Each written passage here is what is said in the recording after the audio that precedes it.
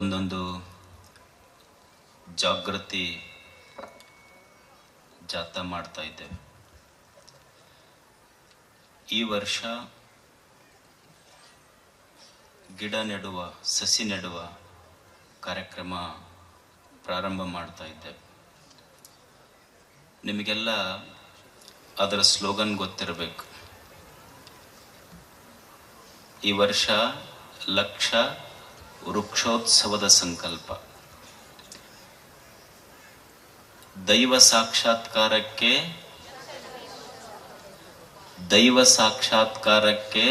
ಲಕ್ಷ ದೀಪೋತ್ಸವ, ಪ್ರಕೃತಿ ಸಾಕ್ಷಾತ್ಕಾರಕ್ಕೆ ಲಕ್ಷ ವೃಕ್ಷೋತ್ಸವ.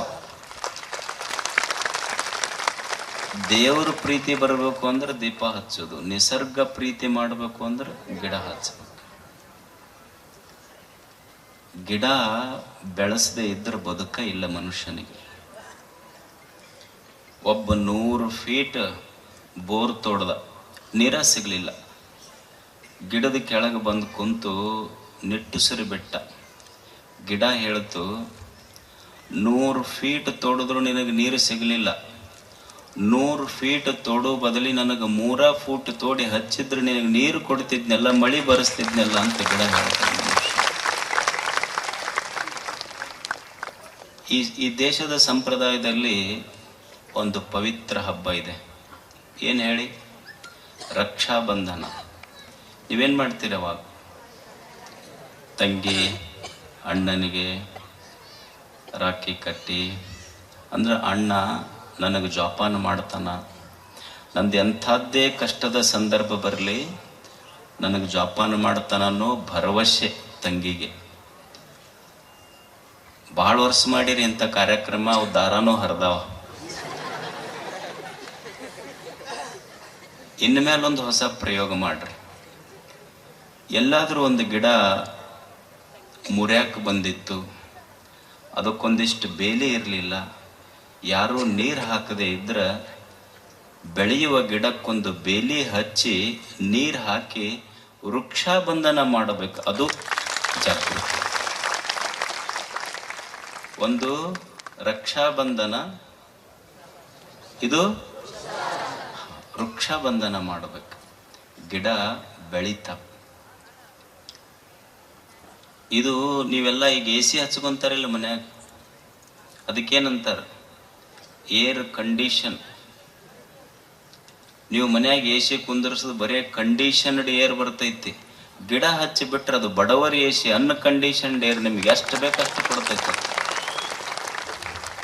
ಬಡವರ ಏಸಿದು ಅಲ್ಲೇನು ಅಷ್ಟು ಪಾಯಿಂಟ್ ಇಡ್ಬೇಕು, ಇಷ್ಟು ಪಾಯಿಂಟ್ ಇಡ್ಬೇಕಂತ ಏನಿಲ್ಲ.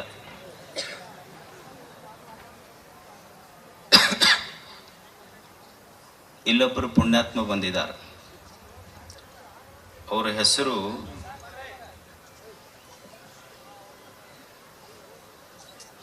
ಗೋಳಪ್ಪ ಭಟ್ರಳ್ಳಿ ಅಂತ ಹೇಳಿ.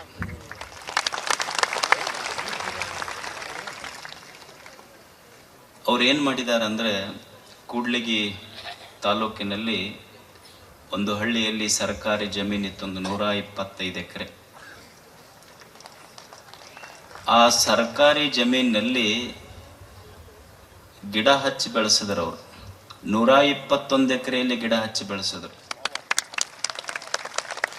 ಆಶ್ಚರ್ಯ ಅಂದ್ರೆ 21 ವರ್ಷ ಸರ್ಕಾರ ಅವರಿಗೆ ಪಗಾರನ ಕೊಟ್ಟಿಲ್ಲ, ಆದ್ರೂ ಗಿಡ ಬೆಳೆಸೋದು ಬಿಟ್ಟಿಲ್ಲ ಅಂತ. ಈಗ 4-5 ವರ್ಷದಿಂದ ಸರ್ಕಾರ ಅವರಿಗೆ ಪಗಾರ ಕೊಟ್ಟಿದೆ. ಆಮೇಲೆ ಒಂದ್ಸಲ ಕಾಡಿನೊಳಗ ಕಾಡು ಹಂದಿಗಳು ಬಂದು ಅವನಿಗೆ ದಾಳಿ ಮಾಡೋದು. ಅವರಿಗೆ ದಾವಣಗೆರೆ ಆಸ್ಪತ್ರೆ ಕರ್ಕೊಂಡು ಹೋದ್ರಂತ. ಆರಾಮಾದ್ಮೇಲೆ ಆತ ಸೀದಾ ಮನೆಗೆ ಹೋಗ್ಲಿಲ್ಲ, ಹೋಗಿದ್ದು ತಾನೆಲ್ಲಿ ಗಿಡ ಹಚ್ಚಿದ ಕಾಡಿಗೆ ಹೋಗಿದ್ದ ಮನುಷ್ಯ ಆತ. ನಾವು ಉತ್ತರ ಭಾರತದಲ್ಲಿ ಒಂದು ಹೆಸರಿದೆ, ನೀವೆಲ್ಲ ಈ ಹೆಸರು ಕೇಳಿರ್ಬೇಕು, ಸುಂದರ್ಲಾಲ್ ಬಹುಗುಣ ಅಂತ ಹೇಳಿ.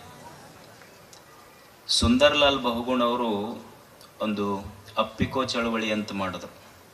ಯಾರಾದರೂ ಗಿಡ ಕಡಿಲಿಕ್ಕೆ ಬಂದ್ರೆ ಆ ಗಿಡಕ್ಕೆ ಹೋಗಿ ಅಪ್ಕೊಳ್ಳೋದು. ಅವರು ಚಿಪ್ಕೋ ಚಳವಳಿ ಅಂತಿದ್ರು, ಅದಕ್ಕೆ ಕನ್ನಡದೊಳಗೆ ಅಪ್ಪಿಕೋ ಚಳವಳಿ ಅಂತ. ಆ ಗಿಡಕ್ಕೆ ಹೋಗಿ ಅಪ್ಕೊಳ್ಳೋದು. ಅಂಥದ್ದೇ ಒಂದು ಯಶಸ್ವಿ ಪ್ರಯೋಗ ಮಾಡಿ ಗೂಳಪ್ಪನವ್ರೇನು ಎಲ್ಲಿ ಗಿಡ ಬೆಳೆಸಿದ್ರಲ್ಲ, ಅಲ್ಲಿ ಜನ ಗಿಡ ಕಡಿಲಿಕ್ಕೆ ಬಂದರೆ ಗಿಡಕ್ಕೆ ಹೋಗಿ ಅಪ್ಪಿಕೊಂಡು ಗಿಡ ಕಡಿಬೇಕಾದ್ರೆ ಮೊದಲು ನನಗೆ ಕಡೀರಿ ಆಮೇಲೆ ಗಿಡ ಕಡಿವಿರಿ ಅಂತ ಅಪ್ಪಿಕೋ ಚಳವಳಿ ಮಾಡಿದವರು ಬಟ್ಟಳ್ಳಿ ಗುಳಪ್ಪನವರು. ಸೊ ಅಂಥವರು ಇವತ್ತು ನಮ್ಮ ಮಧ್ಯದಲ್ಲಿದ್ದಾರೆ. ನಾವು ಸಹಿತ ಇಂಥ ಪುಟ್ಟ ಪುಟ್ಟ ಸಂಕಲ್ಪಗಳನ್ನು ಮಾಡಬೇಕು. ಇವು ವೆಡ್ಡಿಂಗ್ ಆ್ಯನಿವರ್ಸರಿ, ಬರ್ತ್ಡೇ ಇವೆಲ್ಲ ಮಾಡ್ತೀರಲ್ಲ ನೀವು, ಅವೇನು ಹಚ್ಚಿದ ದೀಪ ಆರಿಸಿ ಎಂದು ಹುಟ್ಟು ಹಬ್ಬ ಮಾಡಬೇಡ್ರಿ. ಒಂದು ಗಿಡ ಹಚ್ಚಿ ಹುಟ್ಟು ಹಬ್ಬ ಮಾಡ್ರಿ, ನಿಸರ್ಗ ಸಂತೋಷ ಪಡ್ತದೆ. ಆಮೇಲೆ ವೆಡ್ಡಿಂಗ್ ಆ್ಯನಿವರ್ಸರಿಗೆ ನೀವೇನು ನೋಡ್ರಿ, ನೀವೊಂದು ಏನಾರ ಗಿಫ್ಟ್ ಕೊಡ್ತೀರಾ, ನೀವು ಯಾವಾಗ ಕೊಟ್ಟಿರ್ತೀರಿ, ನೀವು ಮಂದಿ ನಿಮಗೆ ಒಯ್ದು ಕೊಟ್ಟಿದ್ದು ಸೀರೆ ಅವ್ರಿಗೆ ಕೊಟ್ಟಿರ್ತೀರಿ, ಅವರು ಅದನ್ನ ತೆಗೆದಿಟ್ಟಿರ್ತಾರೆ, ಮತ್ತೆ ಇನ್ನೊಬ್ರು ತಂದು ನಿಮಗೆ ಕೊಡ್ತಾರೆ. ಬರೀ ಇದ ನಡೀತೈತಿ. ಈ ಮೋಸ ಮಾಡೋ ಉದ್ಯೋಗದಕ್ಕಿಂತ ನಿಸರ್ಗಕ್ಕೆ ನೆರವಾಗುವಂಥ ಅನುಕೂಲ ಆಗುವಂಥ ಒಂದು ಒಳ್ಳೆ ಕೆಲಸ ಅಂದ್ರೆ ಗಿಡ ಹಚ್ಚೋ ಕೆಲಸ ಮಾಡಿಬಿಟ್ರೆ ಎಷ್ಟು ಅದ್ಭುತ ಆಗ್ತದೆ ನೋಡಿ. ಅದಕ್ಕಂಥ ಒಂದು ಅದ್ಭುತ ಕೆಲಸ ಮಾಡಿದ ಒಬ್ಬ ವ್ಯಕ್ತಿ ನಮ್ಮ ಮಧ್ಯದಲ್ಲಿದ್ದಾನೆ. ಅವರಿಗೆ ಪರಮ ಪೂಜ್ಯರು ಸನ್ಮಾನಿಸ್ಬೇಕು. ಅವರ ಆದರ್ಶ ನಮಗೆಲ್ಲ ಆಗಲಿ ಅಂತ ನಾವೆಲ್ಲ ಆಶಿಸೋಣ.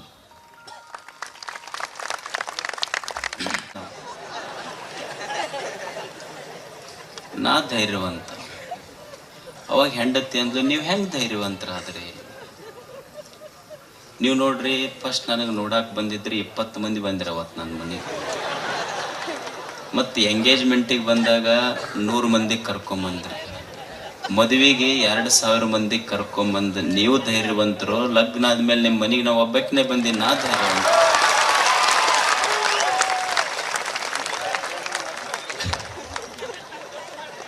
ಒಟ್ಟು ನಿಮಗೆ ಎಂತ ಹೈ ಡೋಸ್ ಕೊಟ್ಕೊಂತಿರ್ಬೇಕು. ಒಟ್ಟು ಸಣ್ಣ ಸಣ್ಣ ಡೋಸ್ ನಡೆಯೋದಿಲ್ಲ ನಿಮಗೆ. ಮಹಿಳೆಯರು ಸಹಿತ ಅಷ್ಟು ಸಶಕ್ತರಿದ್ದಾರೆ. ಅಲ್ಲೊಬ್ರು ಕುಳಿತಿದಾರಲ್ಲ, ಅವ್ರ ಹೆಸರು ನಂದಿತಾ ನಾಗನಗೌಡರ್. ನಿಮಗೆ ಆಶ್ಚರ್ಯ ಅನ್ನಿಸ್ಬೋದು. ಅವರು ಆರ್ಮಿ ಬಿಟ್ರೆ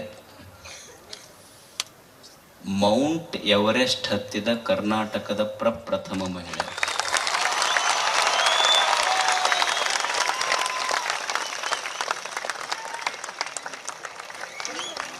ಹೆಣ್ಮಗಳು ಮೌಂಟ್ ಎವರೆಸ್ಟ್ ಹತ್ತಾಳ. ಅದೇನು 2-3 ಫೀಟ್ ಅಲ್ಲ, 8000 ಮೀಟರ್ ಐತದ. ಇನ್ನೂ ಏಸ್ ಮಂದಿ ನಮ್ಮ ಮನೆ ಮ್ಯಾಳಿಗೆನ ಹತ್ತಿಲ್ಲ ನಾವು. ಬರೇ ಮಂದಿ ಮ್ಯಾಳಿಗೆ ನಿಂಬೆ ಹಣ್ಣು ಹೋಗ್ಯದ ಅಂತ ಕಲ್ತೀವಿ. ಆಕಿ ಬರೇ ಮೌಂಟ್ ಎವರೆಸ್ಟ್ ಅಷ್ಟೇ ಅಲ್ಲ, ಆಸ್ಟ್ರೇಲಿಯಾದ ಮೌಂಟ್ ಕರ್ಸ್ಟೇಂಜ್ ಪಿರಾಮಿಡ್, ಆಫ್ರಿಕಾದ ಮೌಂಟ್ ಕಿಲಿಮಂಜರೋ, ಯುರೋಪ್ನ ಮೌಂಟ್ ಎಲ್ಬ್ರಸ್, ಅಂಟಾರ್ಟಿಕಾದ ವಿನ್ಸನ್ ಮ್ಯಾಸಿಫ್, ಉತ್ತರ ಅಮೇರಿಕಾದ ಮೌಂಟ್ ಮ್ಯಾಕಿನ್ಲಿ, ಈ ಎಲ್ಲ ಪರ್ವತಗಳನ್ನು ಹತ್ತಿಳಿದಿದ್ದಾಳೆ. ಅಂದ್ರೆ ಒಬ್ಬ ಮನುಷ್ಯನಿಗೆ ಸಂಕಲ್ಪ ಬಹಳ ಮುಖ್ಯ, ಸಾಹಸ ಬಹಳ ಮುಖ್ಯ. ಅಂಥ ಒಂದು ಪುಟ್ಟ ಹೆಜ್ಜೆ ಜೀವನದಲ್ಲಿ ಬಹಳ ದೊಡ್ಡ ಯಶಸ್ಸು ಕಾಣುತ್ತದೆ. ಬುದ್ಧ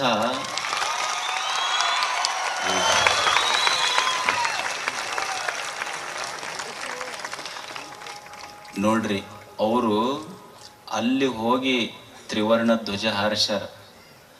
ನೀವು ಬರೀ ಮನ್ಯಾಗ ಅದ ಹೆಗಲ ಮೇಲಿನ ಟವೆಲ್ ಹಾರಿಸೋದಾಗ ಚಿಂತ. ಒಂದು ಪುಟ್ಟ ಹೆಜ್ಜೆ, ಬುದ್ಧ ಇಟ್ಟ ಒಂದು ಪುಟ್ಟ ಹೆಜ್ಜೆ ಈ ವಿಶ್ವದಲ್ಲಿ ಶಾಂತಿಯನ್ನೇ ತಂತು. ಬಸವ ಇಟ್ಟ ಒಂದು ಪುಟ್ಟ ಹೆಜ್ಜೆ ವಿಶ್ವ ಕಲ್ಯಾಣವನ್ನೇ ನಿರ್ಮಾಣ ಮಾಡಿತು. ಗಾಂಧಿ ಇಟ್ಟ ಒಂದು ಪುಟ್ಟ ಹೆಜ್ಜೆ ಸ್ವಾತಂತ್ರ್ಯವನ್ನೇ ತಂದುಕೊಟ್ಟಿತು.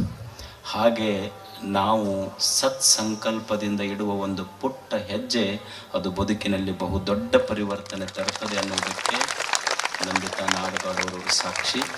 ಅವರಿಗೆ ದೇವರು ಇನ್ನೂ ಶಕ್ತಿಯನ್ನು ಕೊಡಲಿ. 100 ಯುವಕರಿಗೆ ಅವರು ಮಾರ್ಗದರ್ಶಕರಾಗಲಿ, ಅವರು ರೋಲ್ ಮಾಡೆಲ್ಗಳಾಗಲಿ ಅಂತ ಆಶಿಸಿ ಪೂಜ್ಯರವರಿಗೆ ಎಲ್ಲಿ ಹೀರೋಗಳಾಗಬೇಕು ಮನುಷ್ಯ. ಇಲ್ಲೆಲ್ಲ ಕುಳಿತ ಸಾಧಕರು ನಿಮ್ಮ ರವಿ ಡಿ ಚೆನ್ನಣ್ಣವರು ಅವರೆಲ್ಲ ರಿಯಲ್ ಹೀರೋಗಳು. ಇವರು ರೀಲ್ ಹೀರೋಗಳು ಸುಮ್ಮನೆ ಡಬ್ ಮಾಡಿ ಹೊಡಿಲಾರ್ದ ಹೊಡೆದು ಉಳ್ದಂಗೆ ತೋರಿಸ್ತಾರ ಅವ್ರು. ಅದ್ರ ರಿಯಲ್ ಹೀರೋಗಳಾಗಲ್ಲ. ಮಂದಿ ಜೊತೆ ಹೊಡೆದಾಡೋದಲ್ಲ, ತನ್ನೊಳಗಿನ ವೈರಿಗಳೊಂದಿಗೆ ಹೊಡೆದಾಡಿ ಗೆದ್ದಂಥವ್ರು ರಿಯಲ್ ಹೀರೋಗಳಾಗ್ತಾರೆ. ಆಮೇಲೆ ಇಷ್ಟು ಜನ ಕುಂತು ಹುಡುಗರು ನೀವೇನು ಕೇಕೆ ಸಿಳ್ಳೆ ಹೊಡಿತೀರಲ್ಲ, ನಿಮ್ಮ ಕೇಕೆ ಮತ್ತು ಸಿಳ್ಳೆಗೆ ಬರೇ ಗುಡ್ಡದಾಗಿಷ್ಟು ಹೊಡೆದು ಹೋದ್ರೆ ಅದಕ್ಕೆ ಬೆಲೆ ಇಲ್ಲ. ಯಾವಾಗ ನಿಮ್ಮೊಳಗೊಬ್ಬ ರವಿ ಡಿ ಚೆನ್ನಣ್ಣ ಜಾಗೃತ ಆಗ್ತಾನಲ್ಲ, ಅವಾಗ ಅದಕ್ಕೊಂದು ಬೆಲೆ ಇರ್ತದೆ. ಇರದೇ ಇದ್ರೆ ಅದೊಂದು ವೇಸ್ಟ್ ಸಿಳ್ಳೆ. ಅದು ಅಷ್ಟೆ. ಏನು ಕಪ್ಪ ಇದು ತಿಂದು ಚಹಾ ಕುಡಿದು ಅದು ಕಪ್ಪು ಕೆಳಗೆ ಹೋಗೋದು ಹೋಗ್ತಾರಲ್ಲ, ಹಾಗೆ ನಿಮ್ಮ ಸಿಳ್ಳೆಗೆ ಬೆಲೆ ಇರುವುದಿಲ್ಲ, ನಿಮ್ಮ ಕೂಗಾಟಕ್ಕೆ ಬೆಲೆ ಇರುವುದಿಲ್ಲ. ಒಬ್ಬ ರವಿ ಡಿ ಚೆನ್ನಣ್ಣ ಯಾವಾಗ ನಿಮ್ಮೊಳಗೆ ಜಾಗೃತ ಆಗ್ತಾನೆ, ಅದಕ್ಕೆ ಬಹಳಷ್ಟು ಬೆಲೆ ಬರುತ್ತದೆ, ನಿಮಗೂ ಬೆಲೆ ಬರುತ್ತದೆ. ನಾನು ಬಯಸುವುದಿಷ್ಟೇ, ನಾವು ಒಬ್ಬ ರವಿ ಡಿ ಚೆನ್ನಣ್ಣನವ್ರು ಕರ್ಕೊಂಡ್ಬಂದಿದ್ದು ಭಾಷಣ ಮಾಡಿಸ್ಬೇಕಂತಿಲ್ಲ, ಸಾವಿರಾರು ಡಿ ಚೆನ್ನಣ್ಣವ್ರು ನಿರ್ಮಾಣ ಆಗ್ಬೇಕನ್ನೋದು ನಮ್ಮ ಕನಸು. ಅದಕ್ಕಾಗಿ ಅವ್ರು ಬಂದಿದ್ದಾರೆ, ಅವ್ರ ಮಾರ್ಗದರ್ಶನ ಮಾಡ್ತಾರೆ. ಮುಂದಿನ ಕಾರ್ಯಕ್ರಮ ನಮ್ಮ ದೇವ್ರು ನಡೆಸ್ಕೊತಾರೆ. ಬರ್ತಾರೆ. ಈಗ ಮೊದಲೇ ಚಪ್ಪಾಳಿ ಹೊಡೆದವ್ರನ್ನ ಕರಿತಿರೋ ಏನು ಹೇಳಿದ ಮೇಲೆ ಹೊಡಿತಿರೋ?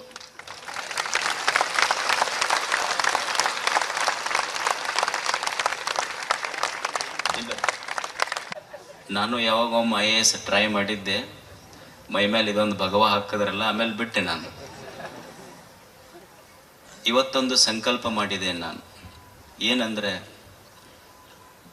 ನಮ್ಮಲ್ಲಿ ನೂರಾರು ಯುವಕರು KS ಆಗಬೇಕು, IAS ಆಗ್ಬೇಕಂತ ಕನಸುಗಳನ್ನು ಕಾಣ್ತಾರೆ. ಆದರೆ ಬಡತನ ಇದೆ. ಇವತ್ತು ಧಾರವಾಡದಂಥ ಊರಿಗೆ ಹೋದರೆ ಅವ್ರು ಪ್ರತಿ ತಿಂಗಳ ಊಟಕ್ಕೆ 3-4 ಸಾವಿರ ಕಟ್ಟಬೇಕು, ರೂಮ್ ಬಾಡಿಗೆ 2,000 ಕಟ್ಟಬೇಕು, ಲೈಬ್ರರಿ ಫೀಸ್ ಕಟ್ಟಬೇಕು, ಸುಮಾರು ತಿಂಗಳಿಗೆ 8-10 ಸಾವಿರ ರೂಪಾಯಿ ಕಟ್ಟಲಿಕ್ಕೆ ಆಗೋದಿಲ್ಲ.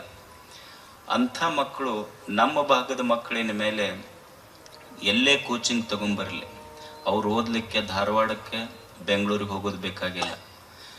ಒಂದು ಸುಸಜ್ಜಿತವಾದಂಥ ಅವರಿಗೆ ಡಿಜಿಟಲ್ ಸಾವಿರಾರು ಬುಕ್ಸು ಎಲ್ಲ ಫೆಸಿಲಿಟಿ ಇರುವಂಥ, ದಿನದ 24 ಗಂಟೆ ತೆರೆಯುವಂಥ ಒಂದು ಉಚಿತ ಲೈಬ್ರರಿ ಮಕ್ಕಳಿಗೆ ಮಾಡಿ.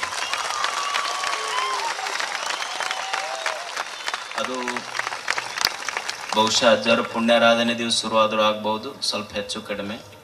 ಒಟ್ಟಾರೆಯಾಗಿ ನಮ್ಮ ಭಾಗದ ಮಕ್ಕಳಿಗೆ ಅವರು 24 ತಾಸು ಕುಂತು ಓದಿದ್ರೆ ಸಾಕು. ಅವ್ರ ಕೈಯಾಗಿನ ಮೊಬೈಲ್ ಕೆಳಗಿದ್ದು ಪುಸ್ತಕ ಹಿಡ್ಕೊಂಡು ಬಿಟ್ರೆ ನಾ IAS ಆದಂಗೆ ಅಷ್ಟೆ.